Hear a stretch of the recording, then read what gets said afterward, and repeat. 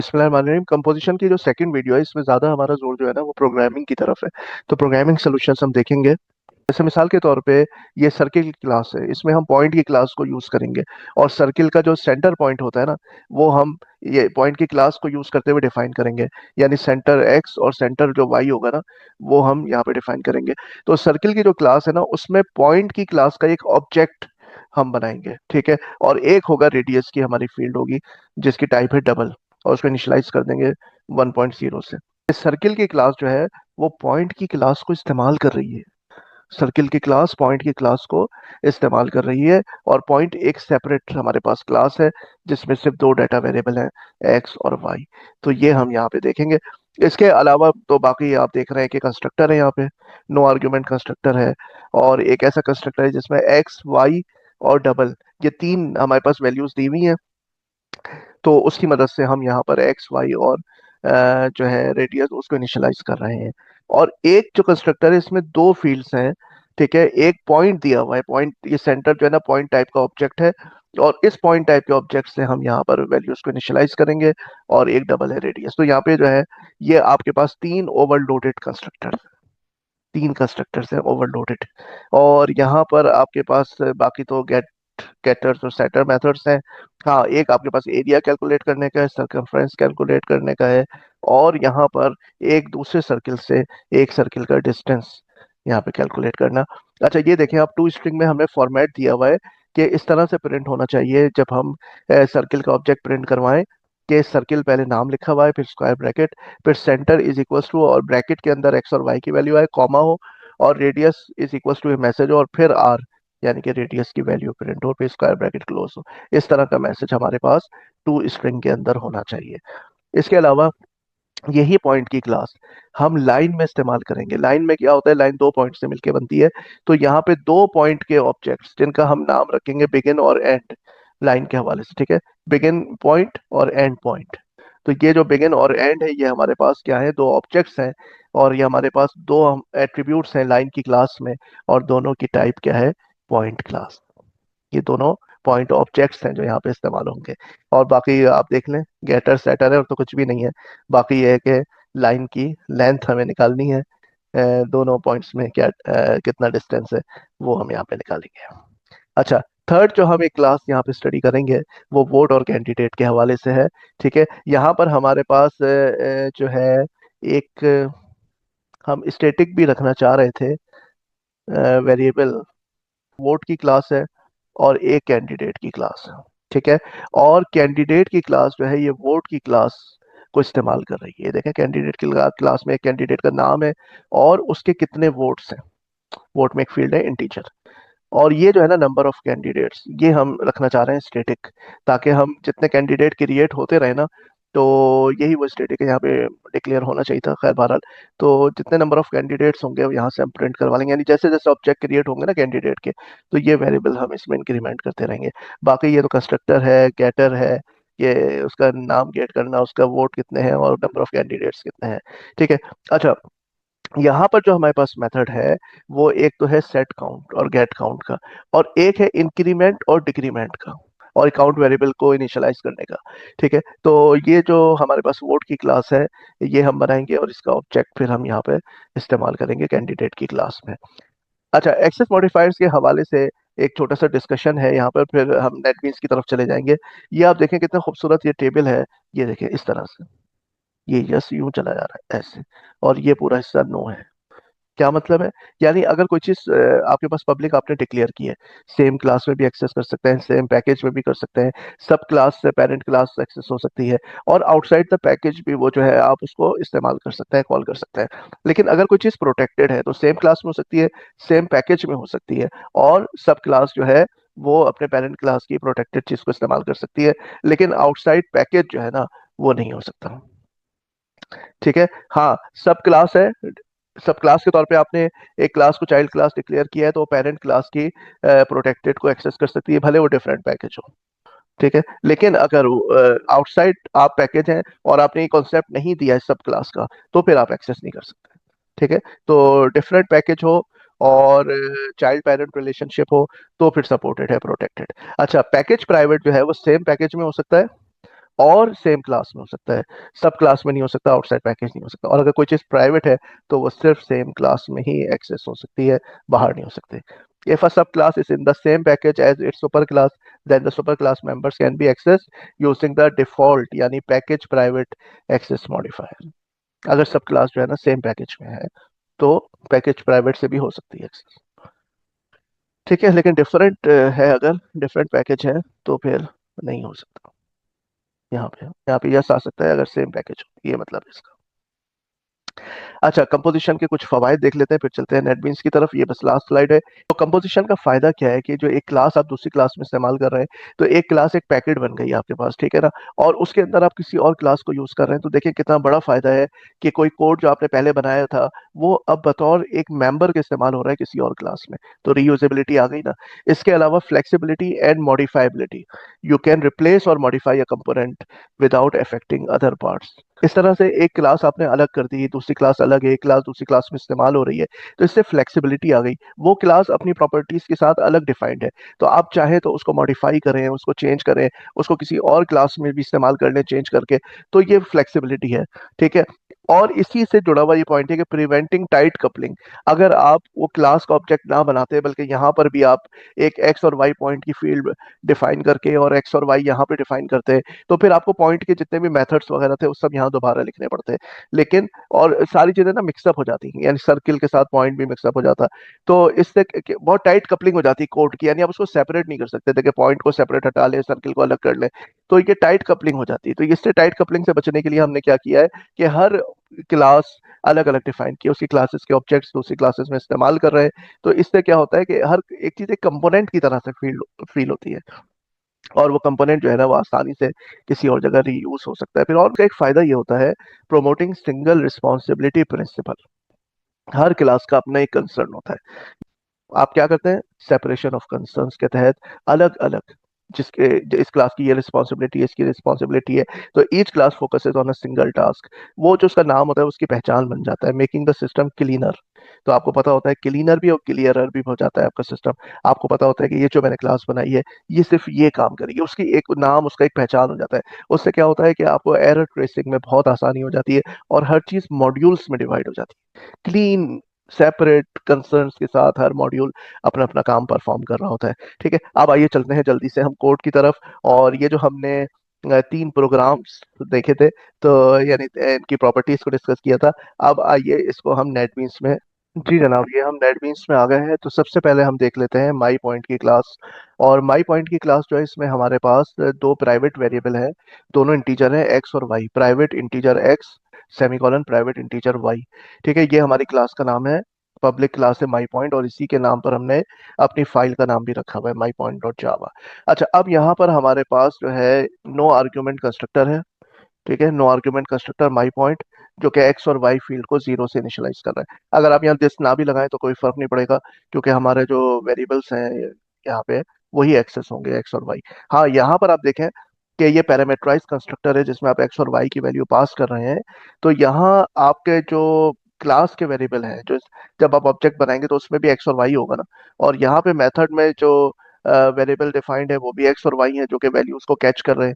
ये वैल्यूज जो है ये आपके क्लास के, आपके ऑब्जेक्ट के एक्स और वाई में मूव हो जाए, तो आपको लिखना पड़ेगा this dot x is equal to x, ताकि वो वैल्यू जब आप कंस्ट्रक्टर कॉल करेंगे, प्रोवाइड करेंगे एक्स और वाई के लिए, वो वैल्यू जाके आपके आपके क्लास के, आपकी जो जब इंस्टेंस बनेगा तो उसमें जाके सेव हो जाएगी।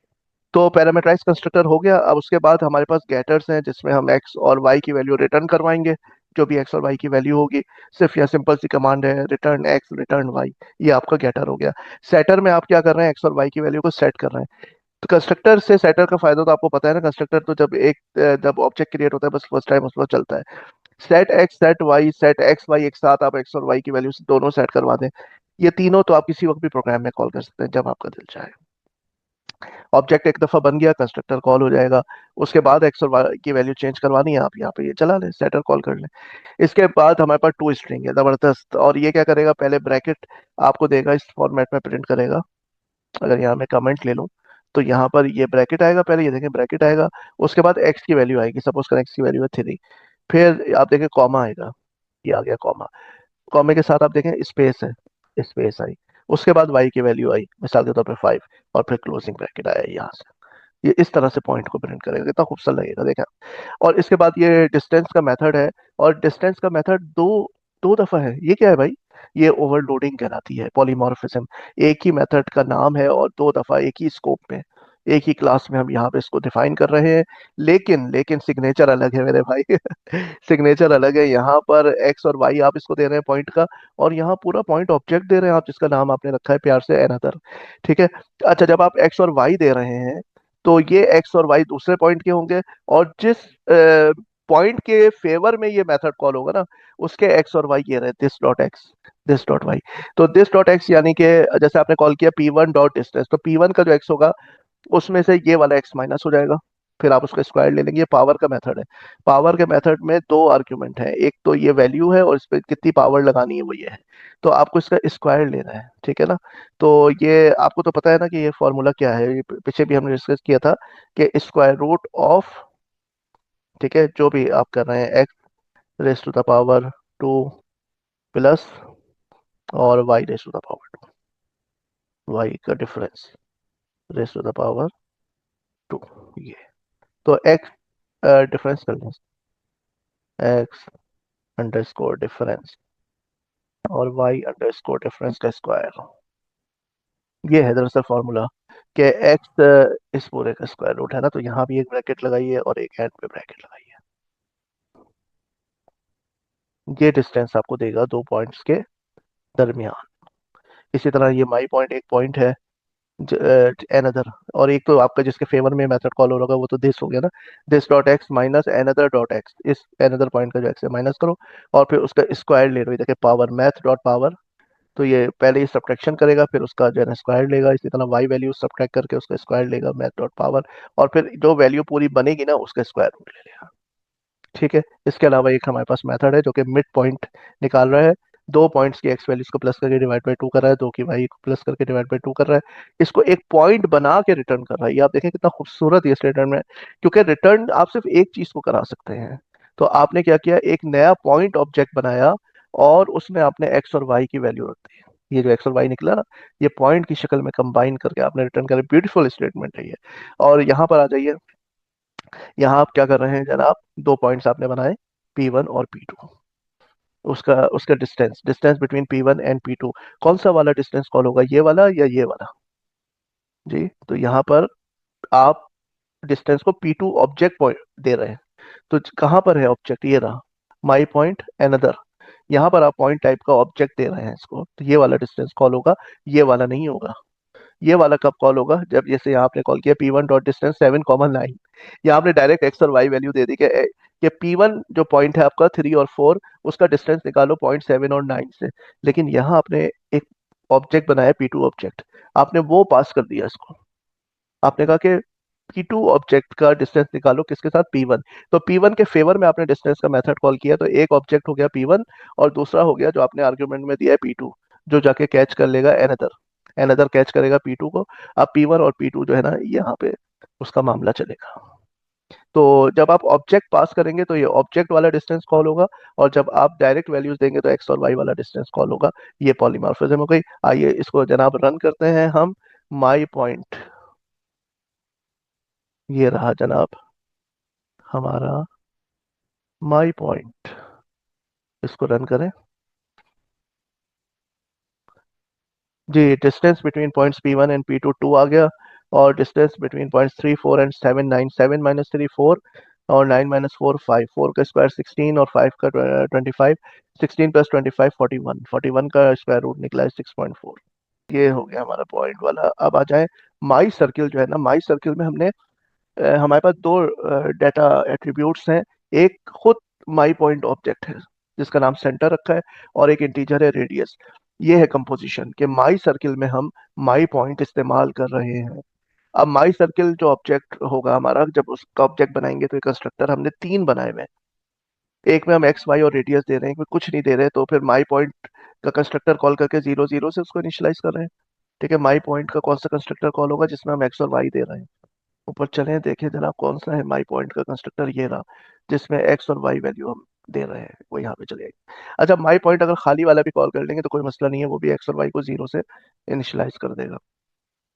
ठीक है, तो यहाँ पे दोनों चॉइसेस हैं आपके पास, और रेडियस को 1 कर लीजिए आप। रेडियस यहाँ 1 कर दिया, और यहाँ पे एक्स वाई और रेडियस जो भी आप देंगे ना, वो चला जाएगा माई पॉइंट। ये में ये एक्स और वाई चले जाएंगे, और रेडियस की वैल्यू इसके यहाँ रेडियस में मूव हो जाएगी। तो आप ये देखें कि 3 हमारे पास कंस्ट्रक्टर है। तीसरे में हम माई पॉइंट का जो ऑब्जेक्ट है वो इसको पास कर रहे हैं कंस्ट्रक्टर, यानी पहले हम एक ऑब्जेक्ट बना लेंगे माई पॉइंट का, वो इसको पास करेंगे, और उससे हम अपने इस वाले पॉइंट सेंटर को इनिशियलाइज करवा लेंगे, एक्स वाई को इसके, और रेडियस। इसके अलावा हमारे पास एक इंटरसेक्ट का मेथड है, जो कि ये देखेगा कि दो सर्किल जो है वो आपस में इंटरसेक्ट कर रहे हैं या नहीं कर रहे हैं। उसके लिए फॉर्मूला ये होता है कि दोनों के सेंटर पॉइंट का डिस्टेंस निकाला जाता है, और वो डिस्टेंस आपको पता है कि वो ऑलरेडी माई पॉइंट पे मौजूद है, तो हम यहाँ से मेथड कॉल कर लेंगे डिस्टेंस का। उसके बाद एक लॉजिक है कि दोनों के जो रेडियस है उनका सम करें, और वो सम डिस्टेंस डिस्टेंस जो है उस सम से छोटा हो या बराबर हो, तो इसका मतलब है कि वो दोनों सर्किल इंटरसेक्ट कर रहे हैं, अदरवाइज यहाँ से फॉल्स रिटर्न हो जाएगा। ठीक है, तो इस मेथड की रिटर्न टाइप है बुलियन, क्योंकि यहाँ आप ये रिलेशनल ऑपरेटर लगा रहे हैं ना।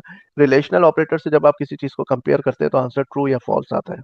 ये आ गया इसका टू स्ट्रिंग खूबसूरत सा, पहले सर्किल आएगा लिखा हुआ, फिर स्क्वायर ब्रैकेट, फिर सेंटर इज इक्वल टू, फिर ब्रैकेट, ब्रैकेट के बाद centre dot get x. Centre क्या है, माई पॉइंट टाइप का ऑब्जेक्ट है ना, तो गेट एक्स मेथड उसकी एक्स की वैल्यू को रिटर्न करेगा, वो यहाँ पे प्रिंट हो जाएगी। फिर कॉमा बना हुआ आएगा, स्पेस, और फिर सेंटर डॉट गेट वाई करेंगे आप, तो इस पॉइंट ऑब्जेक्ट का वाई वैल्यू आ जाएगी, और उसके बाद क्लोजिंग ब्रैकेट और रेडियस इज इक्वल्स टू, यहाँ रेडियस प्रिंट हो जाएगा आपका। ठीक है, तो ये आपके पास टू स्ट्रिंग आपने अपने हिसाब से फॉर्मेट किया है कि जो आपके सेंटर और रेडियस को प्रिंट करेगा। ठीक, अब यहाँ पर आप आ जाए माई सर्किल। अब ये हम कंस्ट्रक्टर कॉल कर रहे हैं 0 0 5 3 3 3, तो ये दोनों केस में तो ये किया है कि हमने माई पॉइंट का एक ऑब्जेक्ट बना लिया है, यहाँ पे माई पॉइंट 6,8 उसकी वैल्यू दे दी है, और जब अब जो हम सर्किल बना रहे हैं C3, इसको हम P3 ऑब्जेक्ट दे रहे हैं। तो अब आप मुझे बताइए कौन सा वाला कंस्ट्रक्टर चलेगा। जी बिल्कुल, ये वाला कंस्ट्रक्टर चलेगा जिसमें आप माई पॉइंट का ऑब्जेक्ट इसको पास कर रहे हैं। तो यहाँ पे पहले हमने माई पॉइंट का एक ऑब्जेक्ट बना लिया, और फिर यहाँ हमने उसकी मदद से सर्किल का पॉइंट डिफाइन कर दिया, चाहिए बता दिया कि सर्किल तुम्हारा जो है ना ये है, P3 से इनिशियलाइज कर लो। अब आइए इसको प्रिंट करवा लेते हैं हम, तो आप देखेंगे कितना खूबसूरत मैसेज प्रिंट होगा। यानी ये हम गए और यहाँ पर हम सर्किल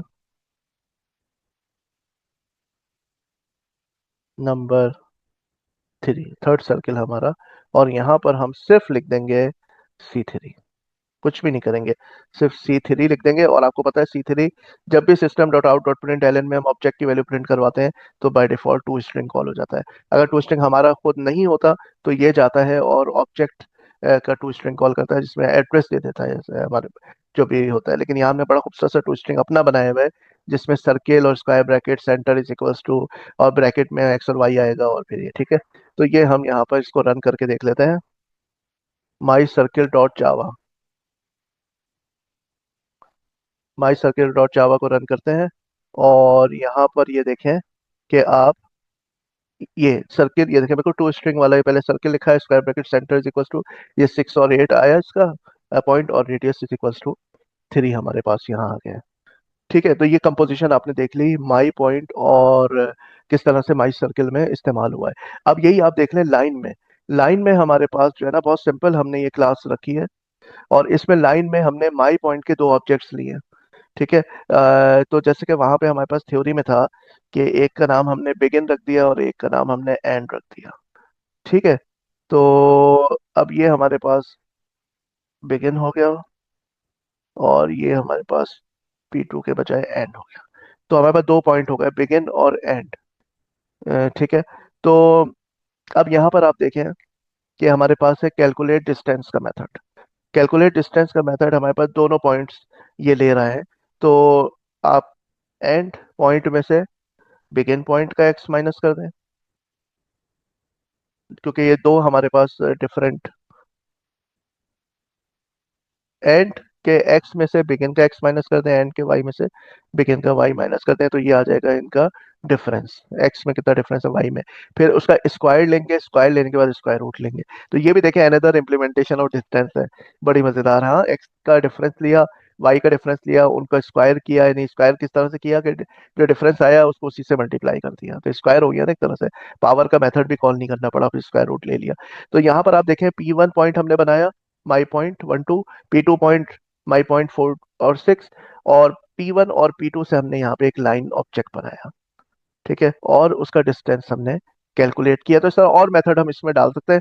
बस बताना ये मकसूद है आपको कि यहाँ पर हमारे पास माई पॉइंट किस तरह से लाइन में इस्तेमाल हो रही है, क्योंकि लाइन दो पॉइंट से मिलकर बनती है, तो हमने दो पॉइंट्स डिफाइन कर दिया, एक का नाम बिगिन रख दिया, एक का नाम एंड रख दिया, और यहाँ पे फिर हमने देखो ये पॉइंट बनाए यहाँ पे P1 और P2 के नाम से, और यहाँ पे ये लाइन में हम P1 P2 पास कर रहे हैं, तो ये वाला कंस्ट्रक्टर चलेगा। ये देखें ये वाला कंस्ट्रक्टर चलेगा। जो P1 की वैल्यू होगी वो बिगिन में चली जाएगी, जो P2 की वैल्यू होगी वो एंड पॉइंट को डिफाइन कर देगी। तो आपने देखा कि दो पॉइंट ऑब्जेक्ट्स हमने लाइन में इस्तेमाल किए। अब आइए वो एक हमारे पास वोटर वाली थी ना, तीसरी वाली, वो भी देख लेते हैं। तो ये हमारे पास इलेक्शन डॉट जावा के नाम से हमने ये फाइल रखी है। तो इसमें दो क्लासेस हैं हमारे पास। एक क्लास का नाम है कैंडिडेट। कैंडिडेट की क्लास में हमारे पास एक स्ट्रिंग है नेम, एक है हमारे पास वोट क्लास का ऑब्जेक्ट, और नंबर ऑफ कैंडिडेट्स है ना, ये स्टैटिक है। स्टैटिक का मतलब है कि ये वेरिएबल जो है, जो भी कैंडिडेट का ऑब्जेक्ट बनेगा ना, तो उन तमाम ऑब्जेक्ट्स के दरमियान ये वाला वेरिएबल शेयर्ड होगा। अच्छा, अब कैंडिडेट के कंस्ट्रक्टर हैं, दो कंस्ट्रक्टर हैं।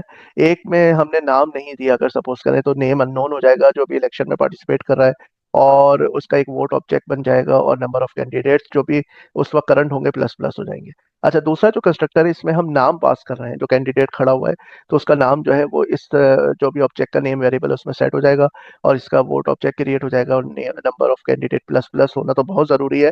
जैसे ही आप ऑब्जेक्ट क्रिएट करेंगे तो फौरन ये होना चाहिए number of candidate plus plus. और जब आप कंस्ट्रक्टर बनाते हैं तो कंस्ट्रक्टर तो जरूर चलता है। जब आपने बना दिया ना आपका अपना कंस्ट्रक्टर, तो वो तो जरूर चलेगा, वरना डिफॉल्ट कंस्ट्रक्टर चलता है, उस पर हमारा इख्तियार नहीं है। और बाकी ये जो कैंडिडेट क्लास है इसमें कोई खास मेथड नहीं है। गेट नेम है जो कि आपको बताएगा कि जो कैंडिडेट है इसका नाम क्या है, और रिटर्न करेगा रिटर्न नेम, बस ये एक कमांड है। गेट वोट रिटर्न वोट, ठीक है, वोट का जो रेफरेंस होगा वो आपके हाथ में आ जाएगा कि ये ऑब्जेक्ट मेमोरी में कहाँ है, वो इसका जो वोट है कैंडिडेट का।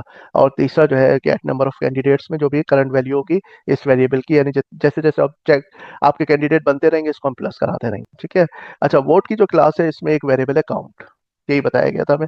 इसको हमने इनिशियलाइज 0 से किया हुआ है। गेट काउंट, काउंट की वैल्यू रिटर्न करेगा। सेट काउंट जो है काउंट की वैल्यू को जो भी आप देंगे वो उसमें काउंट में इनिशियलाइज कर देगा। हालांकि ये इलीगल है, जाहिर बात है कि एक साथ सो मैनी वोट्स आपने डाल दिए। होना ये चाहिए कि इंक्रीमेंट ही कॉल होना चाहिए और काउंट प्लस होना चाहिए, और डिक्रीमेंट काउंट को डिक्रीज कर देगा, ठीक है, किसी वजह से कि आपको उसको डिक्रीज करना है काउंट को।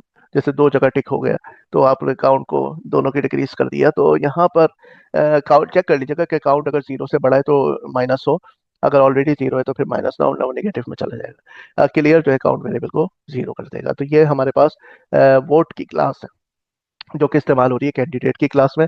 अब आइए देखें मेन मेथड हमने बनाया हुआ है यहाँ पे, जबरदस्त। इलेक्शन की क्लास में पब्लिक क्लास इलेक्शन, तो जाहिर बात है कि हमारी जो क्लास का नाम है वो भी इलेक्शन डॉट जावा है।